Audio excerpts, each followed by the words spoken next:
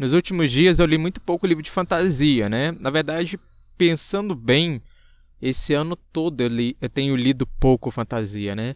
E eu deu uma batida de saudade do gênero, né? E eu peguei para ler Divinos Rivais, porque tá todo mundo falando bem sobre esse livro, não aguento mais os outros falar que tá guardando o próximo volume, né? Eu falei, tenho ele aqui na minha lista, né? Melhor, tenho ele aqui na minha estante, vou pegar e vou ler. Então agora, junto a todo mundo que fala bem desse livro, também vou falar bem dele e principalmente vou dizer o porquê que eu consegui me saciar da questão de fantasia e principalmente como eu consegui ler esse livro tão rápido. Mas antes de começar, eu sou o Mark e bem-vindos a mais um vídeo.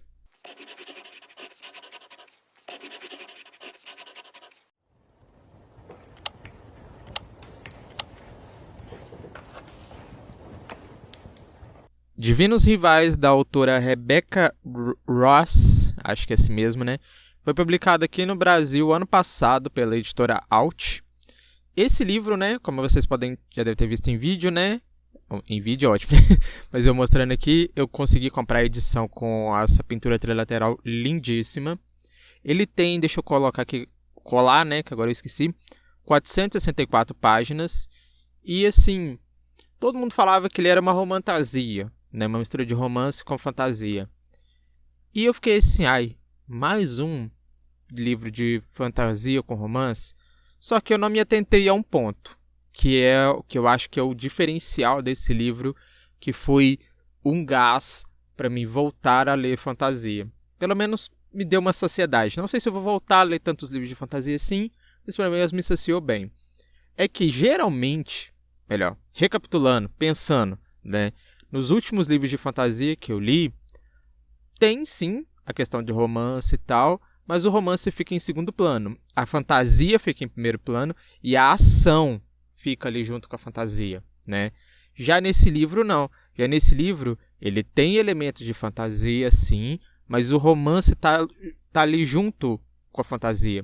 Tem, sim, cenas de ação, mas a ação fica para um terceiro plano, sabe? Vamos colocar assim, né? Que numa ordem de fantasia, ação, romance, que era o que eu estava lendo antigamente, esse aqui tá fantasia, romance e ação. Então, é uma fórmula diferente, apesar de ser a mesma coisa, né? Mas é muito bom. Me instigou muito esse livro. Ai, que delícia! E sem contar que a continuação desse livro, que se não me engano chama Promessas Cruéis, já vai lançar agora, dia 10 de abril. Eu já comprei na pré-venda, né? Não consegui comprar aquela com brindes, mas ainda assim consegui usar um cupom da Amazon lá, então acabou sendo mais barato até. Mas eu também, assim, não vejo a hora de pegar e ler a continuação. E, detalhe, é uma duologia, tá? Então não precisa se preocupar, achando que é uma série nem nada, não. Ainda bem. E em Divinos Rivais a gente é apresentado para dois personagens principais, a Iris e o Kit. A Iris é tida aqui como uma jovem adulta que se vê na responsabilidade de largar a escola no último ano de escola para trabalhar num jornal, para conseguir sustento, né, para ela e para a mãe. Isso depois do irmão dela, o irmão mais velho, ter aceitado o chamado de uma deusa para lutar na guerra em nome dessa deusa. Então a mãe dela, antes, né, desse irmão aceitar esse chamado da deusa, né? É só dito assim, é um chamado da deusa. Não se fala muito como se deu esse chamado, né? Como se sucedeu, acho que é a palavra mais certa, né? Então, a mãe deles trabalhava, ela estudava, eu acho que o irmão dela também trabalhava, eu não me lembro disso, né? Só que quando a mãe veio, que o filho foi pra guerra, ela começa a faltar demais no trabalho, a beber demais, a filha se ver numa posição de que se ela não largar os estudos e procurar um trabalho, a mãe dela não vai trazer sustento para dentro de casa, né? E ela já vive numa casa, pelo que eu entendi desse mundo, ela não é uma casa mágica. Tem casas com alguns elementos mágicos, algumas coisas assim, mas a casa dela não é.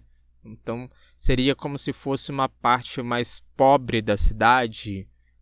Pelo que eu entendi da história, seria mais ou menos assim. Assim. E o nosso outro personagem, o Kit, é tido como um jovem que também trabalha no mesmo jornal que a Iris, só que ele é de uma família mais rica. Eu acho que é a palavra mais certa mesmo.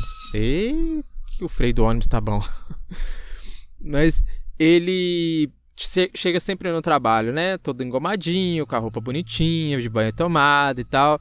Só que ele esconde um passado, uma tragédia que aconteceu com ele no passado, que afetou bastante a família dele e que acaba refletindo em como os pais dele influenciam nas decisões de vida dele.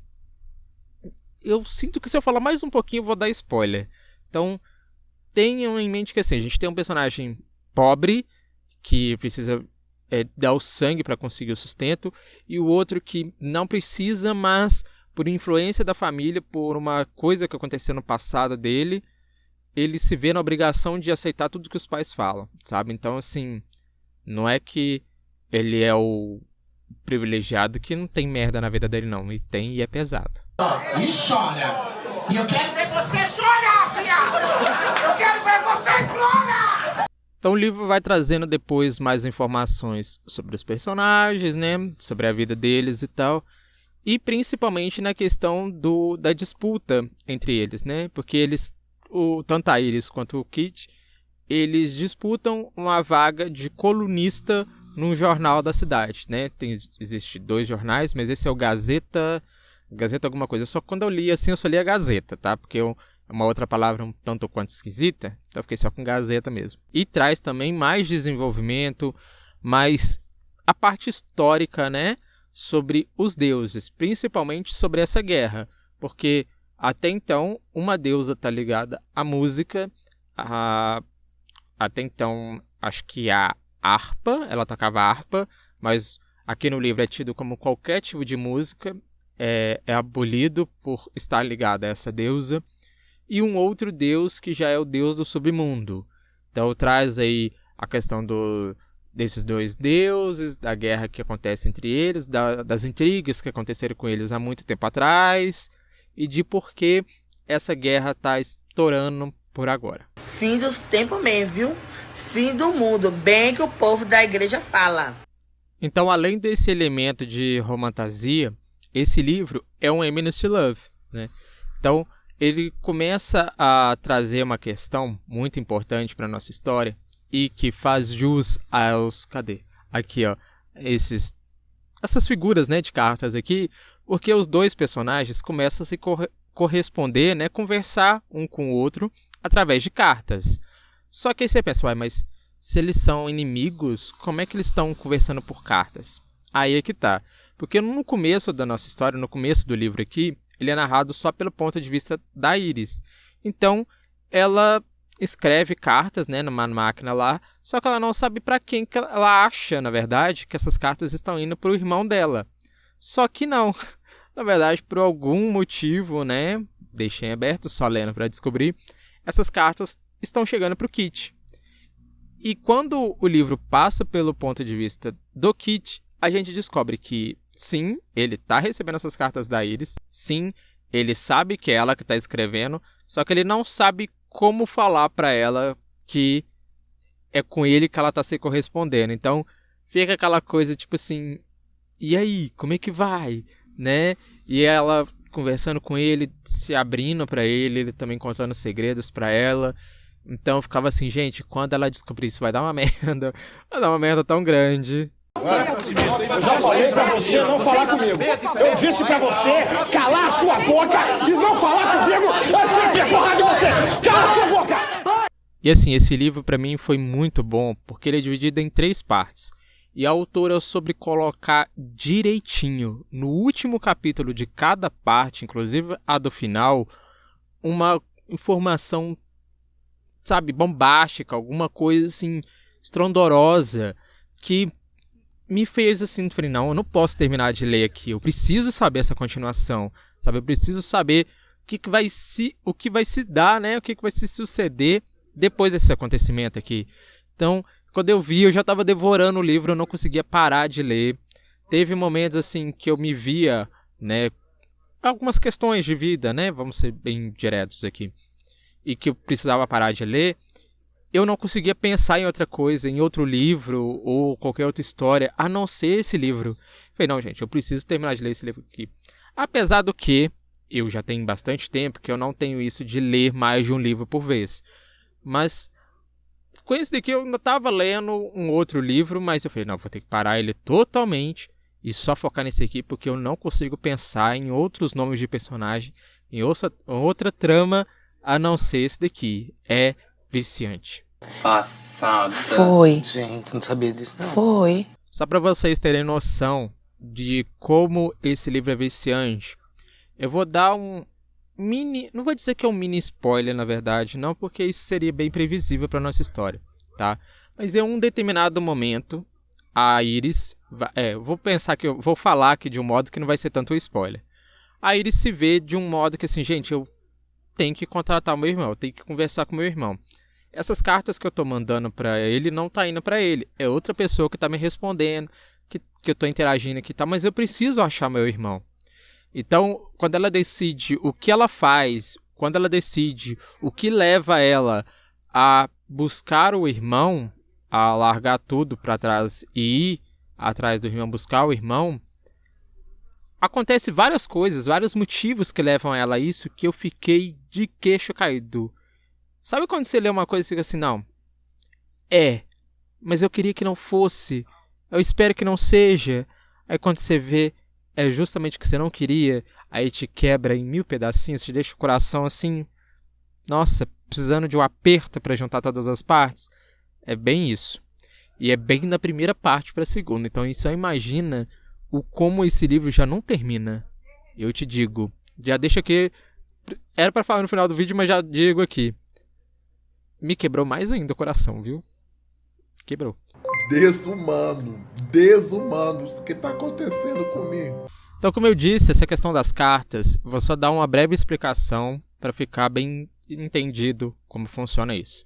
A Iris ela recebeu, na verdade, se eu não me engano, quando ela tinha 9 ou 10 anos, no aniversário dela, ela recebeu da avó dela uma máquina de escrever, que a gente costuma chamar antigamente de datilografia, máquina de datilografia. Então, munida dessa máquina, lá atrás a avó dela comentou com ela para ela poder escrever, usar aquela máquina para escrever uma história de amor. E nisso, né, por vários motivos, por várias coisas que aconteceram na vida da Iris, ela acabou deixando essa história de escrever um livro de amor para trás. Só que num determinado momento, num dia, quando ela estava com muita saudade do irmão, ela pega essa máquina, né, que geralmente ela escrevia em casa mesmo, e escreve uma carta para o irmão contando tudo para ele que estava acontecendo lá, com a mãe deles, com o trabalho, com a escola que ela teve que largar, né, com tudo. Isso porque o irmão dela sumiu, né, ele se candidatou, se alistou para a guerra e não ficou de mandar cartas para ela, mas nunca enviou nada. Então depois, acho que uns 3 ou 4 meses, né, que ele se alistou, ela vai e escreve essa carta. Só que acidentalmente, pelo que eu entendi, é acidentalmente mesmo, essa carta que ela escreveu foi para debaixo do armário e sumiu. Ela olhou embaixo do armário, a carta sumiu. E num determinado momento, depois, ela pensou, será que a casa ainda tem um resquício de magia antiga, de algum dos moradores antigos, com relação a quando os deuses caminhavam pela terra e tal, e essa carta de algum modo está chegando ao meu irmão? Então ela escreve mais cartas para ele, até que ela recebe um momento, ela chega em casa, né, do trabalho, ela vê um pedaço de papel lá debaixo quando tivesse saído do armário, né, do quarto dela, e ela vê que o papel não era o mesmo que o dela, né? Ela abre e vê dizendo lá, só que não é o Kit, que não é o irmão dela. Aí que ela começa a se corresponder com o Kit e tal. Melhor, que não é o Kit, ótimo, né? Que não é o... Me perdi aqui, desculpe. Vamos tentar. Tá, vamos... Tá. Gente, não dá. Eu dei uma colinha aqui. É o Roman mesmo, o nome do irmão dela. Então, assim, o livro vai depois trazendo pra gente mais informações sobre essas máquinas, né? Que na verdade não são 2, são 3. E tem uma lenda também com relação a essas máquinas e tal. conta também como o Kit recebeu, como ele conseguiu essa máquina, né? Através de quem e qual é a história por trás dessa máquina e tal, que também é uma história muito bonita. Mas nada tira pra mim, nada a segunda parte do livro. Quando tudo é bem colocado, quando tudo é bem explicado, né? Porque no começo ali a gente só tem teorias, misticismo, tipo assim, os deuses estão em guerra, sim, a sensada história que eu descobri foi essa e tal, mas você não tem muita ação, você não vê muita coisa rolando ali, né? Então você vê mais a parte do Eminence to Love, né? Não, melhor, a parte do Eminence, né? O que, querendo ou não, foi instigante, foi bom. Então, como eu disse, quando ela termina primeira parte, o último capítulo da primeira parte, e traz o segunda parte, né? Do segundo pra frente, se eu não me engano, devia ser uma página 100, 110, mais ou menos. Daí pra frente eu falei, não, vou ter que abandonar outro livro e só ler ele, porque não vai sair da minha cabeça essa história.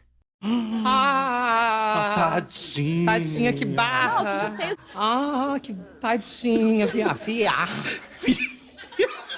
Então a essa altura, né, depois de tudo que eu falei, eu tentei aqui nesse vídeo o máximo possível e é capaz de na edição, se eu ver que tá um pouco exagerado na questão do spoiler, eu vou editar, porque eu não quero estragar a experiência de ninguém com esse livro.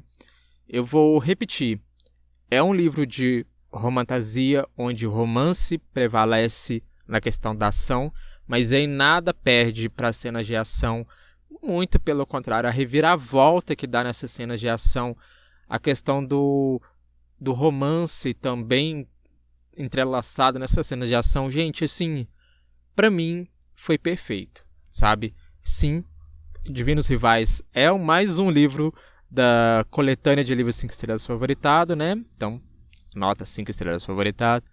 E eu só consigo pensar na continuação de Promessas Cruéis, que vai lançar agora dia 10 de abril.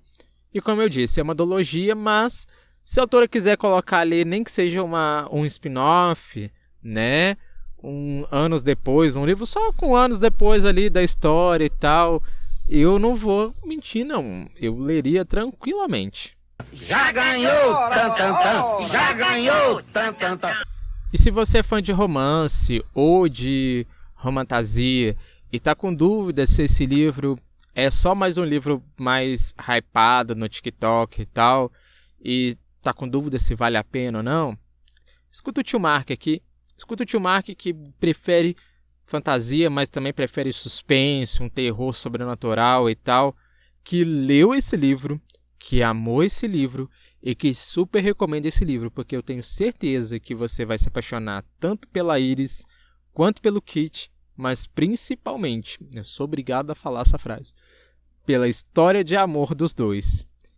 E se prepara para surtar com o epílogo desse livro, porque eu surtei pra caralho. Aí eu falei, não, cadê a continuação? Agora eu preciso dela na minha mesa. Eu só não leio em inglês, que já saiu, né? Mas é porque eu sei que eu não vou conseguir entender muito, né? Porque se eu pudesse, eu já teria lido em inglês, ou se já. Então, eu vou novamente enaltecer, fazer coro, pagar conta, o caralho, com todo mundo que fala que Divinos Rivais é um livro bom, é um livro que eu super recomendo também, junto com todo mundo. E deixo aqui a afirmação / promessa de que assim que eu estiver em mãos o Promessas Cruéis, eu terminar de ler ele, assim que ele chegar eu já vou ler ele. É bem provável que se eu tiver algum livro, se eu já estiver lendo algum livro, é bem provável, hoje eu tô que tô, é bem provável de eu parar a leitura dele para continuar essa duologia. E eu terminei esse livro, eu terminei a continuação, o próximo vídeo do canal já vai ser aqui. Já vai ser aqui, óbvio. Eu vou parar de falar porque eu tô me embolando, mas eu acho que dá pra entender o que eu quis dizer, né? Eu tô querendo dizer que assim que eu terminar de ler a continuação e ela chegar pra mim, vai ser o próximo vídeo aqui do canal. Aleluia, consegui falar. Então, eu vou ficando por aqui, eu vejo vocês na próxima. Tchau, tchau, gente. Eu não quero mais saber de depressão e de coisas pra baixo.